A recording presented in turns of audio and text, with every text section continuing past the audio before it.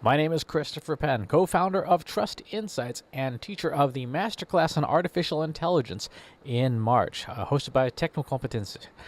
So, the folks at TC asked me to speak about a few questions they wanted answered in advance of the event to help you kind of get a sense of what's going to be happening and some things to look forward to.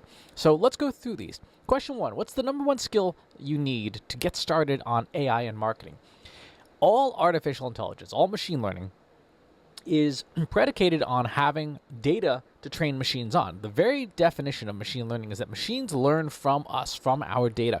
If our data is bad, what the machines create from that data will be equally bad. And so we need to have extremely good data cleaning, data preparation, and data analysis skills. Without those skills, artificial intelligence is just as likely to create algorithms and models that are wrong, that will lead us to places that we don't want to go. So that's a key consideration and probably the number one skill that you would need in order to be successful. The tools of artificial intelligence for creating models and such are getting better and smarter, but they are still only ever going to be as good as the data that you put into them. So garbage in, garbage out. Question 2. What's the biggest risk of not including AI in a marketing practice?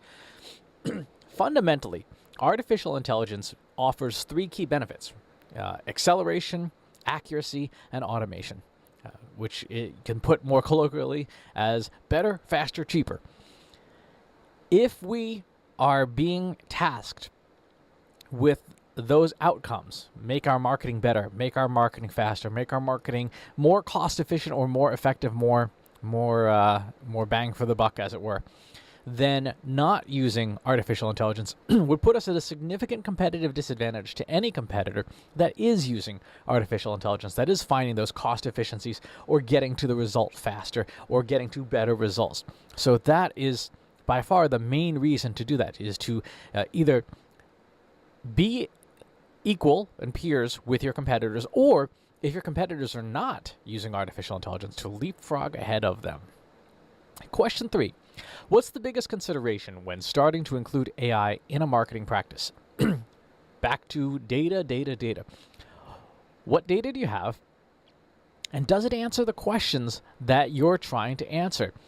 At my company, Trust Insights, we have a framework for what constitutes good data. And in that framework are a number of things like, is the data clean? Is it complete, meaning there's not missing values? Is it comprehensive? Does it answer the questions that we want it to answer? Is the data credible? How did we get it? What's the lineage and the provenance of that data? Is it accurate or not accurate? Is it usable by business users and machines alike? If we don't have the ability to get the data that's high quality, we're not going to be able to build a successful AI practice within our marketing organization. So that is by far the most important consideration, is make sure that your data is in great condition and that you have the infrastructure to build an AI pipeline where the data comes in, it's processed, it is transformed, it is made ready for machines to learn from it. The machines learn from it, the machines deploy their models, and then you maintain their models. That's sort of the overall AI pipeline. Number 4, what's the number one use case of AI in marketing that is a must for any organization? The number one use case, it depends on the organization and what its needs are. Do people need to understand what's in data that they have extracted insights from? Are they trying to identify key people or organizations? Are they trying to predict and forecast the future? It really depends on what you want to try and do. In terms of probably the most broadly applicable uses, things like attribution analysis are low-hanging fruit, in the sense that as long as the data is good, it's something you can plug into your existing systems, extract the data, and give you very rapid answers about what is and is not working. And there are a number of very good, well-proven machine learning algorithms that will get you to that point. So I would say if you're just getting started out, that attribution analysis is one where I would start with. Are there any recommendations or considerations for someone in Quebec where They speak French Canadian. That's a smaller market when it comes to using AI in marketing. Yes and no. It's more of a question of your resource constraints internally. The people who live in Quebec still do everything that any other human being does. Right? There's a different language at play, but many systems, particularly from enterprise providers such as IBM, are multilingual. They have to be. They have to be able to function in most of the nations on the planet. And so as long as you've got good quality data, regardless of the language it's in, you can draw out those insights. I do think that having domain knowledge of the market is important for artificial intelligence, for your deployment and use of it. There are customs and traditions and behaviors that are going to be unique to every market. So there will be things that Quebecois do that maybe people who live in Toronto don't do. There will be things that people who live in Canada do that you will not see that people in America do. So it's understanding that domain knowledge and then being able to apply it to guide the models and to help supervise the outcomes. Things like bias in your data, for example. If you are trying to make sure that your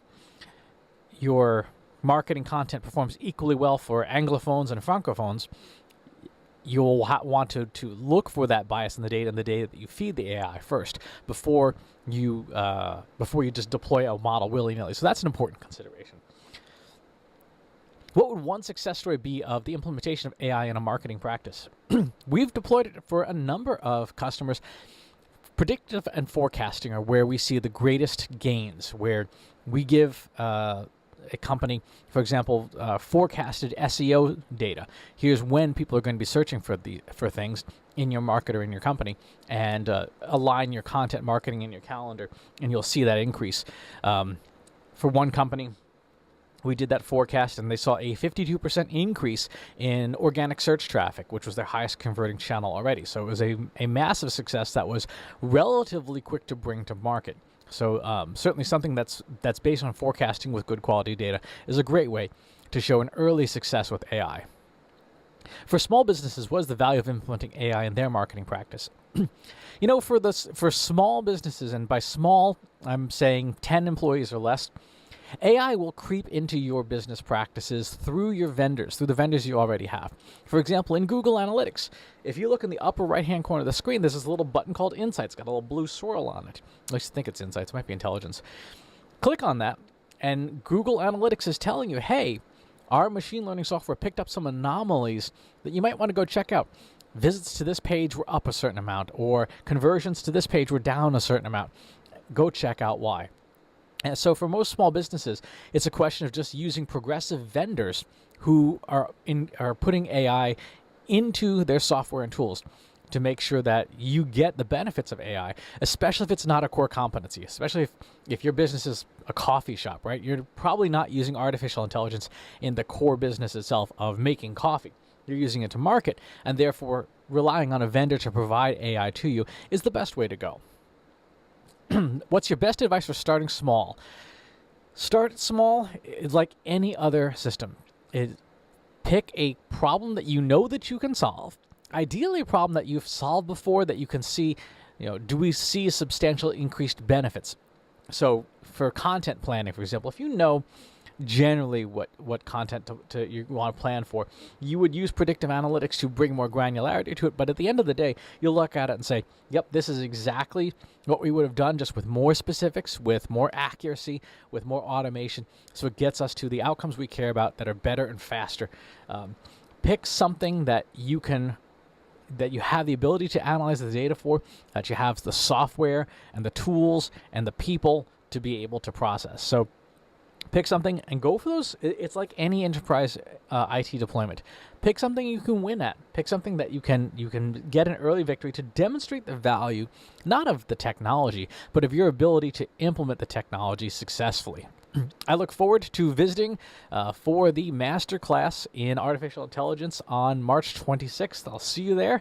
Hope that we get a chance to talk in person. Thanks for watching. Want help solving your company's data, analytics, and digital marketing problems? Visit trustinsights.ai today and let us know how we can help you.